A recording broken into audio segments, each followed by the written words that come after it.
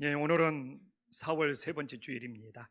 오늘 본문은 이 사사 시대에서 왕조 시대로 넘어가는 이 과도기에 있는 사건이 나오고 있습니다.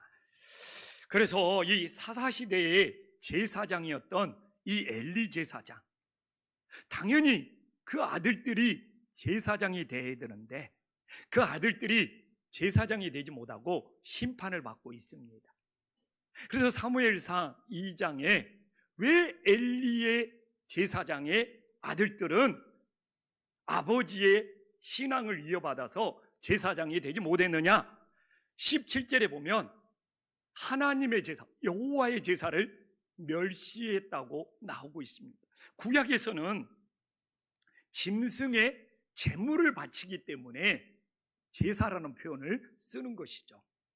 지금 신약에서야 우리가 우리의 몸이 하나님 앞에 예배드리는 산제사, 예배가 되었지만 구약은 짐승의 피를 흘리면서 그 짐승을 하나님 앞에 바쳤기 때문에 제사라고 말하는 것이죠. 그래서 당연히 아버지가 제사장이기 때문에 자녀들이 그 제사장을 이어받아야 되는데 엘리의 제사장의 아들들이 하나님의 예배를 멸시했기 때문에 그들이 하나님 앞에 심판을 받을 수밖에 없음을 보여주고 있습니다. 그래서 오늘날도 정말 우리가 하나님 예배를 존중히 여기고 하나님 앞에 예배에 마음을 다할 때 정말 우리의 믿음이 든든히 세워지는 놀라운 역사가 있음을 믿으시기를 간절히 소망합니다.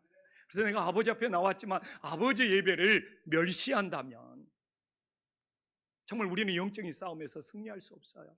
많은 분들이 세상에서 나는 착하게 산다는 거예요. 선하게 사는데 왜 내가 죄인이라고 말하냐? 어떻게 보면 가장 중요한 이유는 창조주 하나님, 구원자 되신 하나님께 예배하지 않기 때문에, 주님의 예배를 드리지 않고 멸시하기 때문에, 그게 어떻게 보면 성경적인 신앙적인 근본적인 죄가 되는 것이죠. 그래서 정말 우리 이 시대를 살아가면서 많은 사람이 목사님 예배가 삶이고 삶의 예배가 아닙니까? 그것도 오늘 우리가 주일날 하나님 앞에 온전한 예배자가 되어야지 그 예배의 은혜를 가지고 한 주 동안 주님의 돌보시는 삶을 살 수가 있다는 의미인 것이죠. 예배가 삶이고 삶의 예배니까 예배를 안 드려도 된다는 것이 아니라 먼저 예배가 든든히 세웠을 때 그 예배 때 받은 은혜로 한 주간의 삶을 살아갔다는 그 의미를 말하는 거죠. 어떤 사람은 그럽니다. 기도가 삶이고 삶이 기도가 아닙니까? 진짜 말장난이 되면 안 돼요. 우리가 하나님 앞에 엎드려서 기도하는 시간이 있을 때 그 기도의 능력을 받아서 우리들의 삶이 주님 보시기에 합당하게 살아감을 믿으시기를 간절히 소망합니다. 그리고 또 오늘 본문에서 이 엘리 제사장은 자녀들의 신앙교육을 실패했지만 기도의 어머니였던 한나는 정말 사무엘을 하나님의 위대한 선지자로 세운 말씀이 오늘 본문에 나오고 있습니다. 그래서 우리는 어떻게 이 한나가 기도의 어머니가 되었고 자녀들을 믿음으로 양육했는지, 그리고 우리가 이 시대를 살아가면서 어떻게 한나처럼 기도의 어머니, 믿음의 어머니가 될 수 있는지를 깨닫고 우리들의 삶에 적용할 수 있는 은혜의 역사가 있기를 간절히 소망합니다. 사실 우리가 그 사람이 누구인 줄을 알려면 그 가계도를 알아야 돼. 사무엘이 누구인 줄을 알려면, 사무엘이 어떻게 위대한 하나님의 선지자가 되었는지를 알려면 그 부모의 신앙, 또한 그와 얽혀있는 어떤 사람의 관계, 이 가계도를 알아야지만이 그 사람이 진짜 누구인 줄을 우리들이 발견할 수가 있는 것이죠. 그래서 오늘 이 사무엘의 가계도를 보면 아버지 엘가나는 2명의 아내가 있다는 것이 1장 2절부터 나오고 있어요. 1장 2절에 보면 이 사무엘 아버지 엘가나는 2명의 아내가 있었는데 첫째 부인 한나는 남편의 사랑을 받았지만 아이가 없었어요. 그러나 둘째 부인 분인나는 자녀가 있었지만 또 남편의 사랑을 못 받았네요. 이렇게 하나님은 우리들에게 모든 것을 주시지 아니하고 때로는 주신 것도 있고 부족한 것도 있는 것이 우리의 인생살이의 모습임을 깨달으시기를 간절히 소망합니다. 세상의 모든 걸 다 가진 인생이 누가 있습니까? 근데 여기서 문제가 발생해요. 오늘 사무엘상 1장 6절과 7절에 보면 이 분인나가 자녀가 있었어요. 그런데 자기가 남편의 사랑을 받지 못해. 근데 이게 시기가 되고 질투가 되어서 자녀가 없는 한나를 너무 고통스럽게 만듭니다. 정말 6절에 보니까 심히 격분하여 그를 괴롭게 만드는 엄청난 죄악을 분인나가 범하고 있는 것이죠. 그래서 7절에 보면 한나는 이 분인나의 시기와 질투로 눈물이 마를 날이 없었음을 보여주고 있어요. 그러나 이 분인나와 한나의 인생의 결과는 무엇입니까?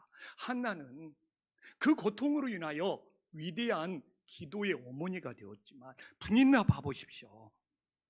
1장 6절을 다시 보면 한나의 족수로만 성경에 기록이 되고 있습니다. 왜 한나는 기도의 어머니가 되었는데 분인나는 그 기도의 어머니였던 족수로만 성경에 기록되고 있냐는 거예요. 이게 바로 하나님이 자신에게 주신 것, 자녀들을 주신 것에 대해서 감사하지 못하고 자신에게 없는 것이 원망이 되고 불평이 되고 질투가 되었기 때문에 그의 인생이 정말 나락으로 갈 수밖에 없었다는 것을 우리들에게 보여주고 있습니다. 오늘날도 우리 모두는 하나님이 주신 것도 있지만 나에게 부족한 것도 있어요. 이럴 때 우리가 분인나의 길을 갈 건지 한나의 길을 갈 건지 이건 너무너무 중요한 선택이에요. 정말 나에게 없는 것만 보면서 내 인생이 원망이고 불평이고 또한 주변에 가진 사람들을 보면서 시기하고 질투하면서 살아갈 건지 아니면 하나님이 나에게 없는 것보다 주신 것에 대해서 진심으로 감사할 건지. 그래서 성도들이 고난을 유익으로 만들기 위해서는 없는 것을 보면서 불평하는 인생이 아니라 주님이 주신 것을 감사하며 살아갈 때 우리 인생에 고난이 유익이 되는 놀라운 역사가 있음을 믿으시기를 간절히 소망합니다. 왜 그러냐면 고난을 당해보면 자신에게 뭐가 그렇게 소중했는지를 깨닫게 되는 거예요. 건강할 때는 건강이 당연한 줄 알았어. 건강을 잃어보니까 이 건강이 내 것이 아니었구나 하면서 이 건강이 얼마나 소중한 줄 아는 거예요.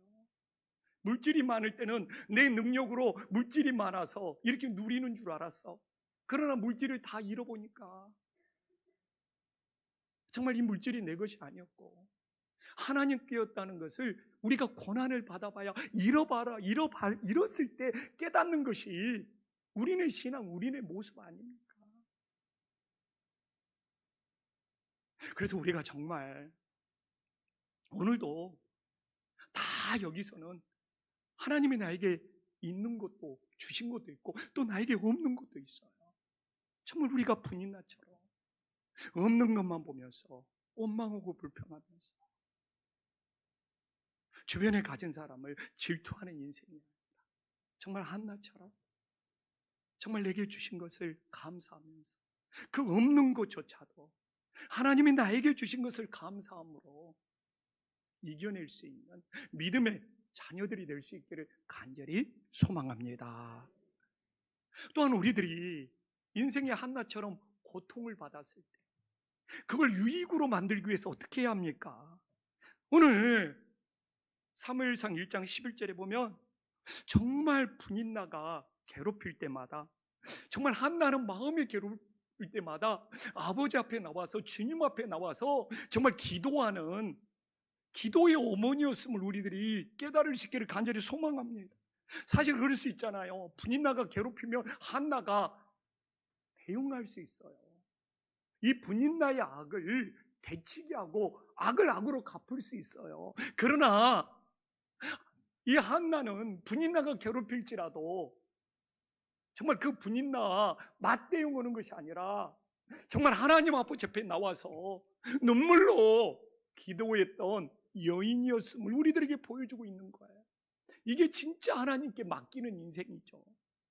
우리도 정말 억울하고 속상하고 힘들 때가 있는데 내가 그 사람하고 맞짱을 뜨는 것이 아니라 오히려 아버지 앞에 나와서 한나처럼 기도한다면 정말 내 인생은 주님을 의지하고 주님께 맡기는 인생이 되는 것이죠. 그래서 한나처럼 인생의 고통, 괴로움을 당할 때 맞서는 것이 아니라 주님 앞에 나와서 기도하니까 어떤 놀라운 역사가 일어났습니까? 오늘 1장 19절에 보면 하나님이 생각하신지라. 이 하나님이 생각한다는 것은 히브리어로 하나님이 그녀를 기억하시고 하나님이 그녀에게 응답을 주셨다는 되게 축복의 말씀인 거예요. 근데 만약 한나가 분인나와 맞서버렸다면 정말 이렇게 한나가 기도해서 하나님이 생각하시고 하나님이 기억해 주시는 놀라운 은혜의 역사가 일어났겠느냐 이겁니다. 그래서 한나는 고통을 받았지만 눈물이 마를 날이 없었지만 주변에 괴롭히는 사람도 있었지만 그 사람들하고 맞서는 것이 아니라 하나님 아버지 앞에 눈물로 기도했기 때문에 하나님이 기억하시고 하나님이 생각하셔서 응답해 주시는 놀라운 역사가 있음을 믿으시기를 간절히 소망합니다. 오늘도 그럴 수 있잖아요. 이 땅에 힘들고 지치고 어려워서 아버지 앞에 나와서 기도하면서 예배하는 사람이 누가 얼마나 많아요. 그러나 저는 오늘 내가 예배하는 것이, 내가 오늘 기도하는 것이 하나님이 나를 생각하고 하나님이 나를 기억해 주시는 예배가 될 수 있기를 간절히 소망합니다. 그렇잖아요. 그것이 하나님이 찾으시는 한 사람이 되는 것이죠.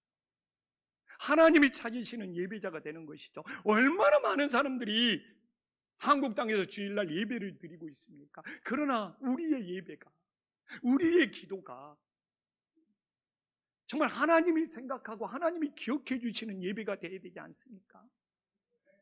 그냥 자기 만족으로 끝나는 것이 아니라 이게 바로 고난을 유익으로 바꾸는 거예요. 정말 우리 성도님들, 내가 힘들고 지칠 때 그때가 바로 아버지 앞에 나와서 기도할 때가 되어서 한나처럼 하나님이 생각하고 하나님이 기억하셔서 내 고난이 정말 유익으로 바뀌는 놀라운 은혜, 놀라운 역사가 일어날 수 있기를 간절히 소망합니다. 이렇게 한나는 인생의 가장 괴롭고 힘든 시기에 그 고난을 유익으로 바꾸는 믿음의 여인이 된 것이죠. 그리고 한 걸음 더 나아가서 한나가 기도의 어머니가 되었던 이유는 무엇입니까? 하나님이 사무엘을 잉태하여 낳게 했을 때 그걸 하나님이 주신 선물로 받아들이는 거예요. 오늘 사무엘상 1장 20절에 보면 하나님이 기억하셨어요. 잉태하였습니다. 사무엘을 낳았습니다. 그러나 자신의 소유로 생각하지 않는 거예요. 저는 이게 중요하다고 생각합니다. 우리가 기도를 해요. 그러면 응답도 받아요. 근데 저는 이 모든 것이 한나처럼 내 것이 아니라 하나님이 선물로 주셨음을 믿으시기를 간절히 소망합니다.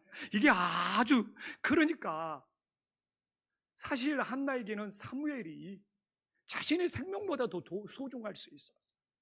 그러나 기도하여 이건 사무엘은 하나님이 주신 선물이다 생각하니까 1장 28절에 봐보십시오.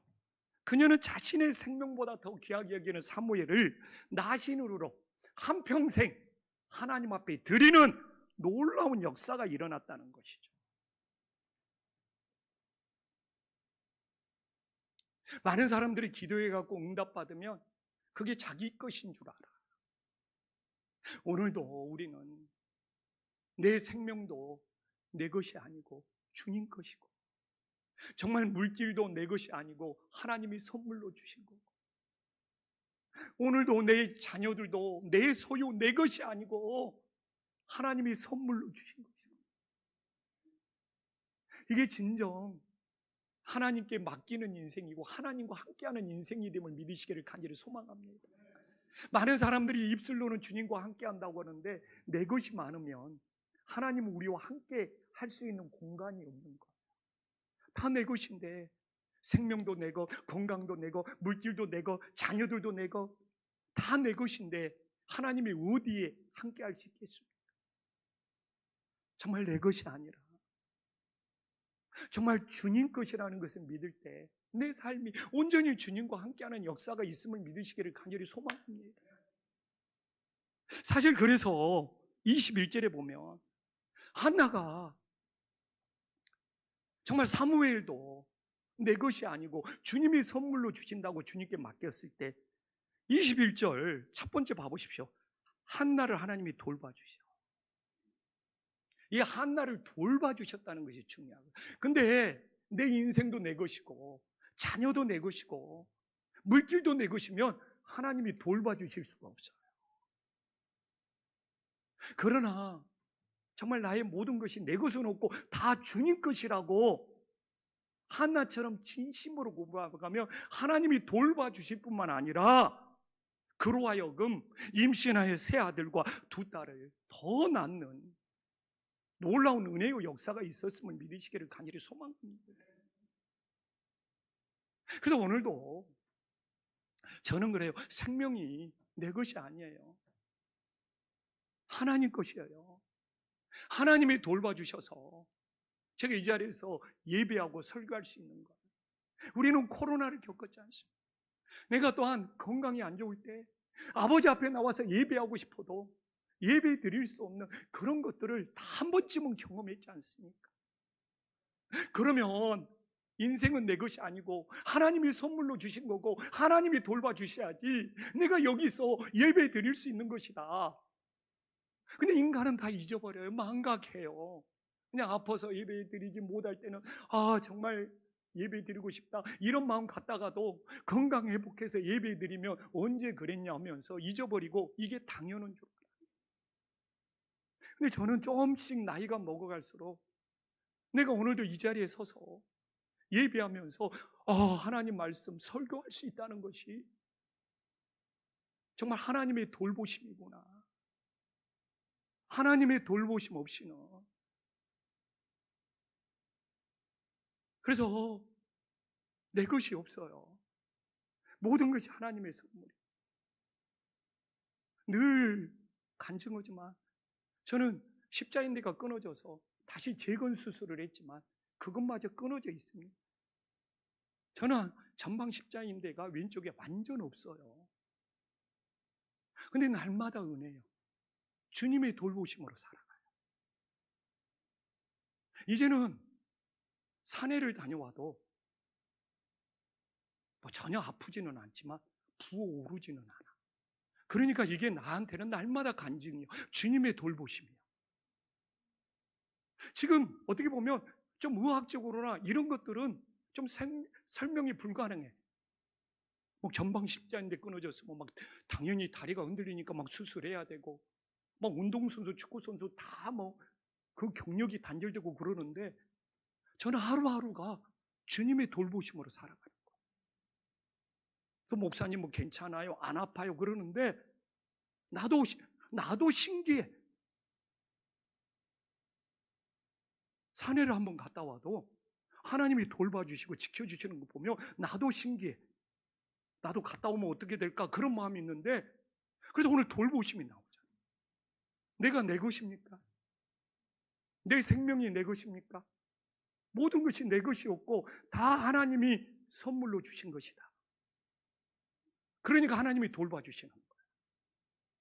그래서 하나님이 우리를 얼마만큼 돌봐주십니까? 내가 내 것이 아니라 주님 것을 인정하는 만큼. 자녀도 내 것이다 생각하면 내가 돌봐야지 하나님이 돌봐주시지 않습니다. 그래서 봐보십시오. 행함을 강조했던 야고보. 야고보서 1장 17절 봐보십시오. 그 행함도 뿌리가 있어. 먼저 온갖 좋은 은사와 온전한 선물이 위로부터 빛들의 아버지로부터 왔다는 것을 믿은 다음에 행함이 있어야 되는 거예요. 행함이라고 다 똑같은 행함 아닙니다. 내 생명도 오늘 주님이 선물로 주셨다는 것을 믿고 행해야지 주님께 속한 인생이고. 그래서 야고보를 시작하면서 저는 1장 17절이 누구에게 받아서 행하고 있느냐, 막 행함을 강조하는 사람이 출처가 불분명해. 그냥 자기가 행하는 줄 알아. 자기 힘으로 행하고 자기 의지로 행하고 자기 능력으로 행하는 줄 알아. 이거 절대로 하나님 거 아닙니다. 그래서 좀 행함을 강조할 때 시작 좀 이야기하세요. 진심으로 부탁드립니다. 그 행함이 하나님으로부터 선물을 받아서 시작해야 돼요. 그래야지 이게 하나님 것의 행함이지. 그래서 막 자기는 막 행함을 강조한다고 떠들어. 어디서 시작된 거냐? 출처가 뭐냐? 아니, 세상 사람도, 교회 안 다니는 사람도 안 행하고 사는 사람이 누가 있어요? 또 교회 안 다니는 사람은, 내가 이번에 말라이 가보니까 세상 사람도 네팔에 학교도 세워주고 그래. 그것도 다 행함이에요. 그러나 하나님이 기억하시는 행함, 하나님이 돌보시는 행함, 시작이 어디로부터 시작돼요? 여기 있잖아요. 야고보보다 행함을 더 강조한 사도가 있습니까? 근데 그 야고보가 야고보서를 시작하면서 어떻게 이야기합니까? 온갖 좋은 은사와 온갖 온전한 선물이 다 위로부터 빛들의 아버지께 내려온다. 이 시작, 이 출처, 이걸 가지고 행할 때 하나님께 영광이 됨을 믿으시기를 간절히 소망합니다. 또한 봐보십시오. 한나가 기도의 어머니가 되기 위해서 최고의 영적인 싸움을 합니다. 정말 기도하면서 사람들의 말에 흔들리면 안 돼요. 사람들이 어떤 말을 할지라도 하나님을 더 의지해요.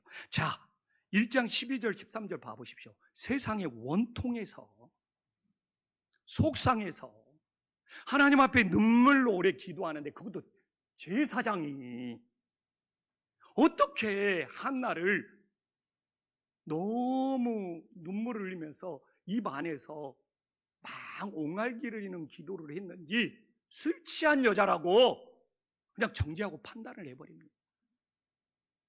야, 아니 분인나한테 상처받고 슬퍼서 왔는데 위로해주고 도움을 줘야 되는 제사장이 더 심하게 상처를 줘버리는 거 아닙니까? 이럴 때 신앙은 다 무너져 버리는 거예요. 무너져 버리는 거예요. 야, 저는 이게 제일 무서운 영적인 싸움. 이럴 때 어떻게 보면 내가 바라보면서 기도하는 주님을 더 의지하느냐, 아니면 사람의 말에 내가 무너져 버리느냐, 최고의 영적인 싸움. 근데 1장 15절 봐보십시오. 한나는 흔들리지 않아. 하나님 앞에서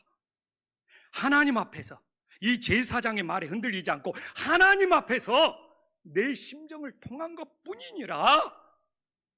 이게 심지가 견고한 믿음이에요.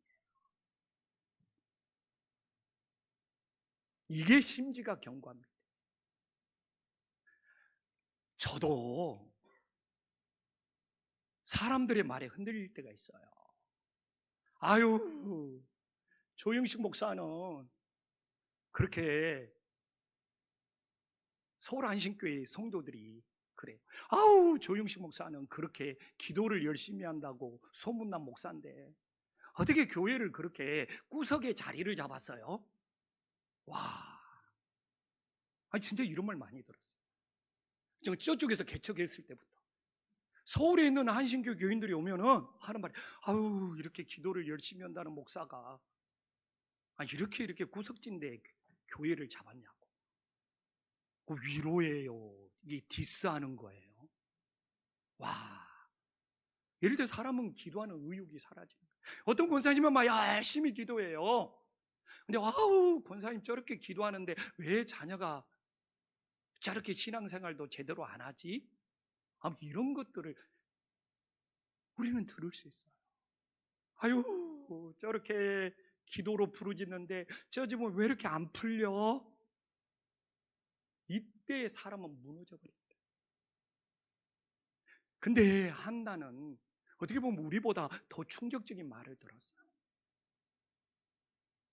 근데 사람들의 말이 아니라 하나님 앞에 내 중심을 들였을 때 그게 바로 영적 싸움에서 승리하는 놀라운 역사가 있음을 믿으시기를 간절히 소망합니다. 그러니까 봐보십시오. 17절에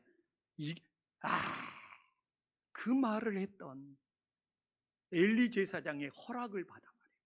축복을 받아 말이에요. 솔직히요, 저도 사람이에요. 설교하다가 광고하다가 실수할 수 있죠. 근데 우리 성도님들이 저는 축복받기를 원해요. 설교 아무리 잘해도 막 은혜 받아도 내가 뭐 말 한마디 딱 하는 것이 걸리면 그거 하나 딱 꼬투리 잡아서 오늘 목사님 광고 시간에 뭔 말했지, 설교 시간에 뭔 말했지 하면서 다른 은혜를 다 까먹어버려요. 나는 우리 성도님들이 안타까워서 그런 얘기예요. 매주 설교하는 내가 연약하고 부족한데 어떻게 완벽할 수 있냐 이거. 근데 뭐 하나 말이 잘못 나오면 그거 하나 탁 붙잡고 가시거리로 잡아서 나는 부족한 인간이고 연약한 인간이라 그래도 상관없어요. 그러나 우리 성도님들이 기도가 응답받지 못하고 예배가 연락받지 못하고 그게 더 가슴 아픈 거 아니에요? 내 하기 나름이라니까요. 그리고 사실 목사의 의도를 알고 보면 사실 그렇게 심각한 것도 아니거든요. 좀 이해하려고 치면 말한 의도를 생각해 보면. 근데 자기 스스로 기도 응답을, 예배 연락을 가로막아 버리지 않겠습니까? 그게 가슴 아픈 일 아닙니까?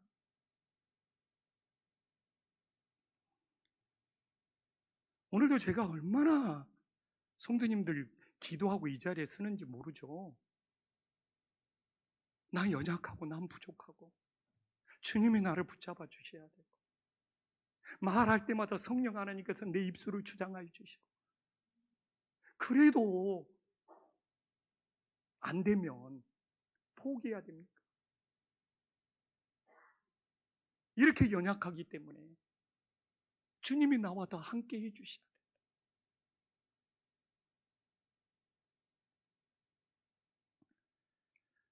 앞으로도요, 저는 그래요. 저도 목회하면서 사람들의 말이 얼마나 흔들는지 몰라요.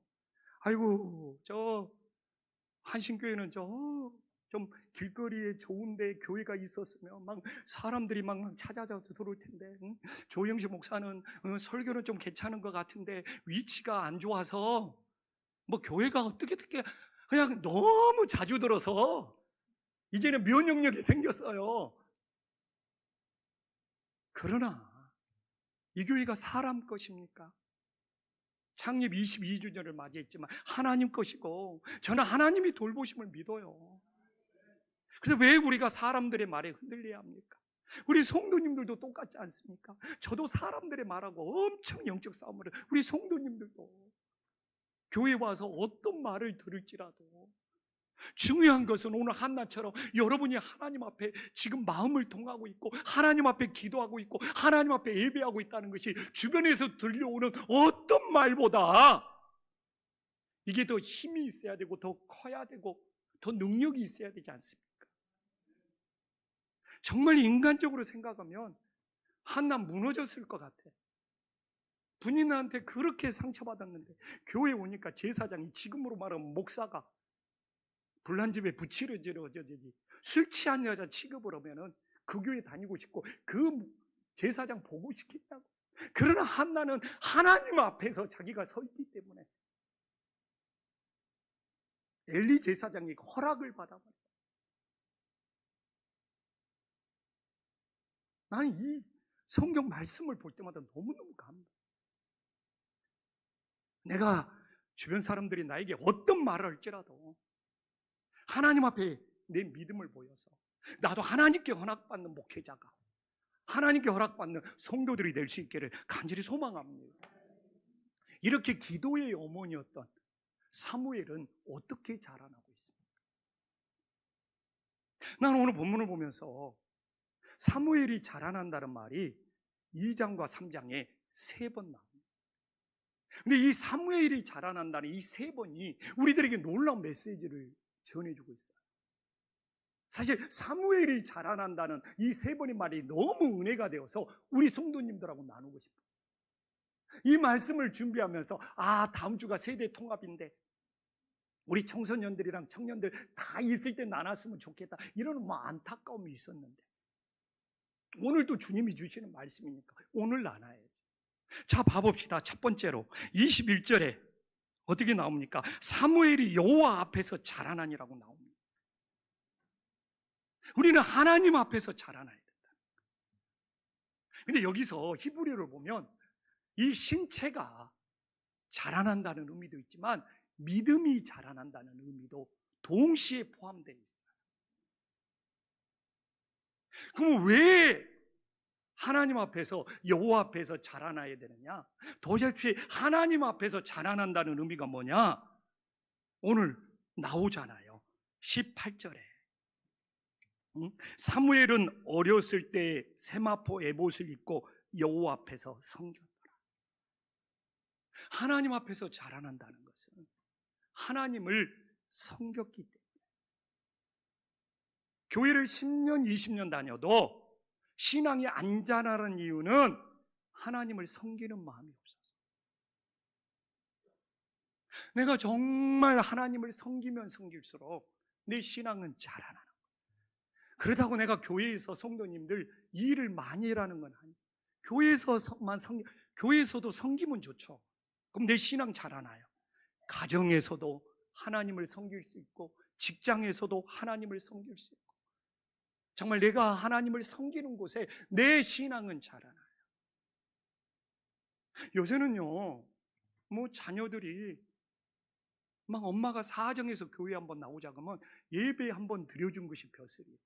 엄마, 나 오늘 예배 드렸으니까 나한테 뭐 대줄 거야? 사실 이런 일이 없냐고요. 이게 하나님 앞에서 자라나고 하나님 앞에서 섬기는 겁니까?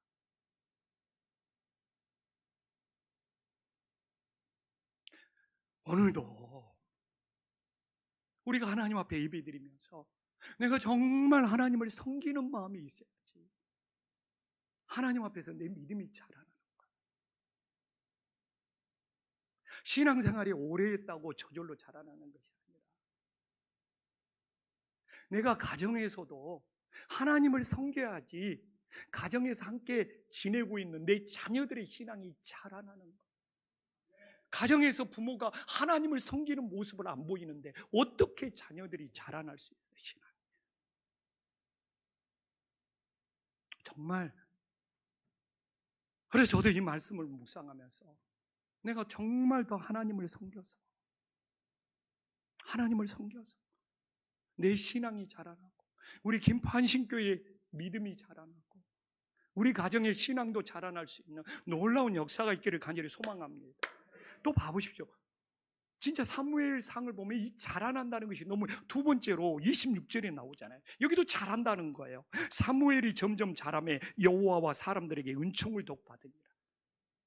근데 우리가 자라나면서 중요한 것이 이 은총을 받는 거, 이게 은혜를 받는 거다고. 또 신약에서는 주로 은혜를 쓰고 구약에서는 주로 은총을 써요. 이게 히브리어로 쓰면 좀 은총의 의미가 가깝고 헬라어로 쓰면 은혜의 의미가 가까운가 봐요. 그래서 구약에서는 은총이라는 말이 많이 나오고 신약에서는 은혜라는 말이 나오기 때문에 같은 말로 봐도 되죠. 근데 이 사무엘이 자라나면서 하나님과 사람들에게 막 은혜를 더욱 받으니까 하나님께 쓰임받는, 하나님의 위대한 선지자가 되는 놀라운 역사가 있음을 믿으시기를 간절히 소망합니다. 그래서 오늘도 내가 하나님 앞에 은혜를 받으면 섬기지 말라기도 섬겨요.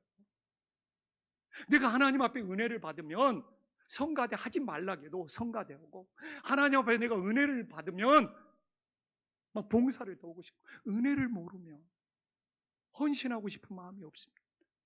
은혜를 모르면 섬기고 싶은 마음이 없습니다. 그래서 은혜를 모르는 사람 데려다가 섬겨라고 하는 것이 제일 힘들어요.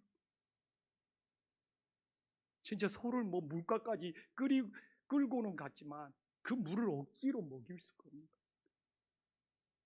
이게 저 역시 똑같은 거죠. 성도님 보고 섬겨라, 섬겨라가 아니라 먼저 은혜를 받게 만들어야. 그래서 다 내 책임인 거예요. 우리 성도님들이 은혜를 받으면 받을수록 하나님과 가정과 교회를 더 열심히 섬기지 않겠습니까? 그렇기 때문에 자녀들에게도 부모가 먼저 은혜 받는 모습을 보여줘야 되는 거예요. 그래서 부모가 은혜 받는 모습을 보면서 아, 저렇게 섬기는구나. 그래서 저는 두 자녀 키우고 있지만 교회에 대해서 어떤 이야기도 안 씁니다. 내가 은혜 받은 이야기만 하지. 그래야지 우리 자녀들이 주님 섬길 줄 알지. 교회가 이러쿵 저러쿵 말하면 지금 은혜도 모르는 친구들이 부정적인 생각이 들어서 하나님 섬길 줄 모르는 인생이 되어버리는 거예요. 이게 지금 사무엘 이야기인 것 같지만 한나, 기도의 어머니였던 한나가 사무엘의 은혜를 더욱 받으면 받고 그렇게 자라날 수 있도록 얼마나 기도의 어머니가 되었는지 그 밑바닥을 깔고 봐야 돼요. 제가 제일 많이 듣는 소리가 뭔지 압니까? 왜 조영식 목사는, 한신교회는 선교 오려고 그렇게 발버둥 치냐?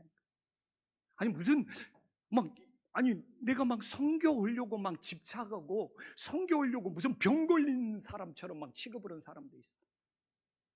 아니 왜 이렇게 그냥 선교 오려고 빠둥빠둥 그냥 성경 말씀 좀 뒤로 물려, 뭐 성경 근거기 되면 주님의 지상 명령이다 이렇게 말할 수 있죠. 그러나 그냥 이야기하면 하나님의 은혜가 너무 커서 가끔 진짜 궁금해하는 분들이 있어요.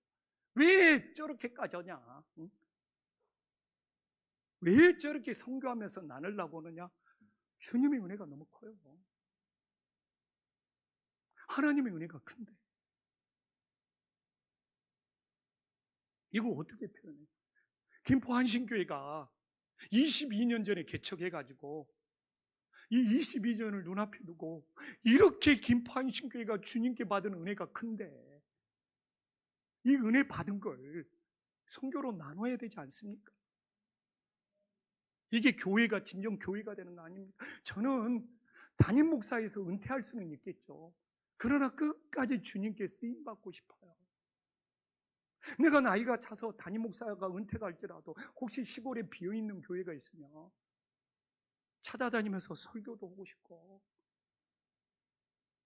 또 선교지 가서 선교지 목사들 어떻게 말씀 전해야 되는지, 어떻게 성경 연구해야 되는지 정말 영어로 가르쳐주고 싶어요. 근데 제가 제일 못하는 것이 두 가지거든요.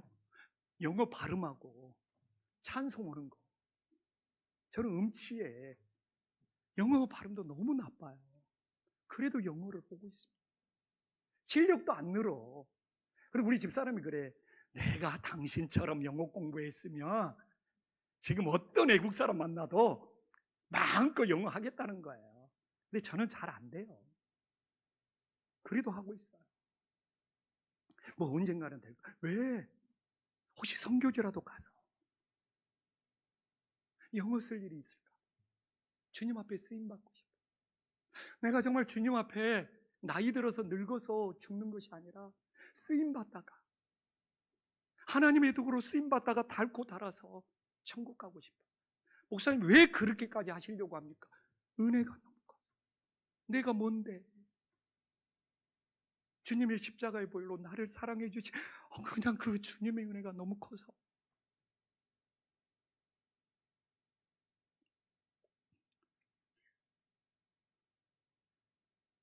그래서 사무엘이 왜 이렇게 하나님의 위대한 선지자가 되었느냐? 자라나면서 점점 주님의 은총을 더욱 많이 받았다고 하잖아요. 은혜가 마르면 내 신앙도 마른다는 것을 다시 한번 깨닫고, 우리 김포한식교회는 은혜가 넘치는 교회가 될 수 있기를 간절히 소망합니다. 얼마나 이 잘한다는 것이 은혜가 됩니까? 3장에 한 번 더 나와요. 응? 3장 19절에 보면 사무엘이 자라매 여호와께서 그와 함께 계셔서 그의 말이 하나도 땅에 떨어지지 않게 하였다. 참 놀랍지 않습니까? 왜 사무엘이 선포했던 말이, 왜 사무엘이 기도했던 말이 땅에 하나도 떨어지지 않았습니까? 하나님의 함께해서.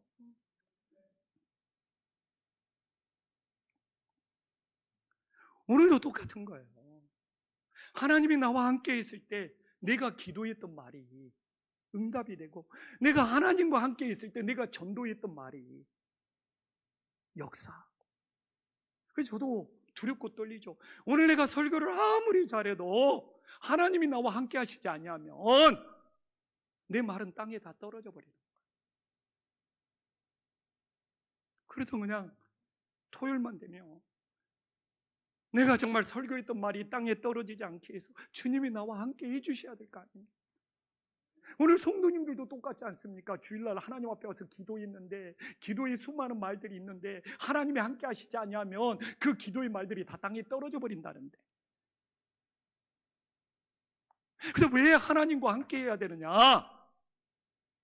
내가 했던 말들이, 기도를 했든 전도를 했든 권면을 했든 이 말들이 땅에 떨어지지 않고 하나님이 이루어 주시기 위해서.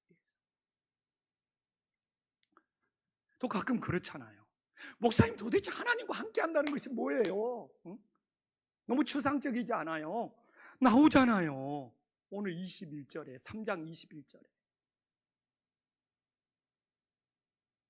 성경을 뚱구름식으로 보면 안 돼. 너무 정확히 나오잖아요. 응?